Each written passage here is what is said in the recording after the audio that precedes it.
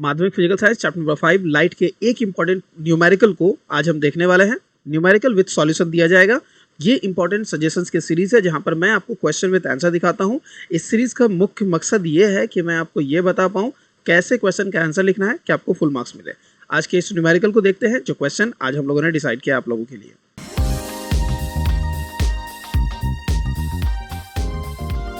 तो स्क्रीन पर आपके सामने क्वेश्चन है। क्वेश्चन कहता है the reflective index of a medium concerning air is √2 if the angle of incident of the ray of the light is 45 degree, determine the angle of deviation for that ray in case of refraction।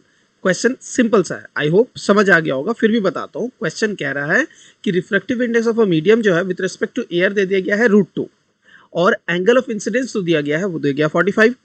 बोल रहा है angle of deviation find out करें। अब angle of deviation के बारे में अगर आपको नहीं पता है तो बता दूं कि एंगल ऑफ डेविएशन जो होता है वो I-R यानी angle of incidence minus angle of refraction को कहा जाता है। ओके, प्रिज्म के केस में इसकी वैल्यू अलग थी, लेकिन प्रिज्म की बात इस क्वेश्चन में कहीं भी नहीं की गई है, इसलिए इस क्वेश्चन के दौरान बच्चे बहुत ज्यादा कंफ्यूज हो जाते हैं कि डेविएशन का फॉर्मूला क्या है। डेविएशन का फॉर्मूला है I-R। अब चलिए निकालते हैं कैलकुलेशन के थ्रू।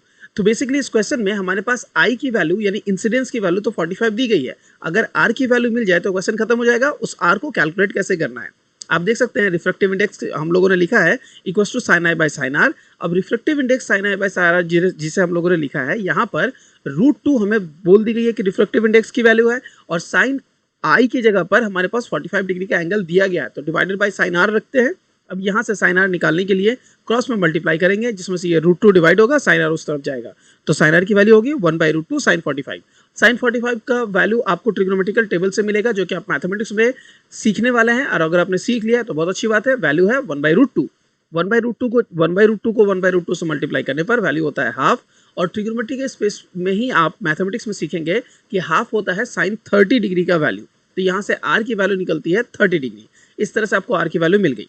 समझ आया प्रोसेस? हम लोगों ने R कैलकुलेट किया और R कैलकुलेट करने के लिए हम लोगों ने रिफ्रैक्टिव इंडेक्स के फॉर्मूला को इस्तेमाल किया जिससे हम लोगों ने स्नेल्स लॉ में पढ़ा था। अब डेविएशन का फॉर्मूला लिखते हैं I-R। I-R का कैलकुलेशन करते हैं। I की वैल्यू 45, इंसिडेंस रिफ्रैक्शन जो हमारा हुआ है वो 30 पे आया है जैसे हम लोगों ने अभी कैलकुलेट किया, उसके बेसिस पर टोटल वैल्यू निकल के आता है 15 डिग्री। तो कितना एंगल का डेविएशन हो रहा है? एंगल ऑफ डेविएशन जो हो रहा है वो हो रहा है 15 डिग्री। That's it.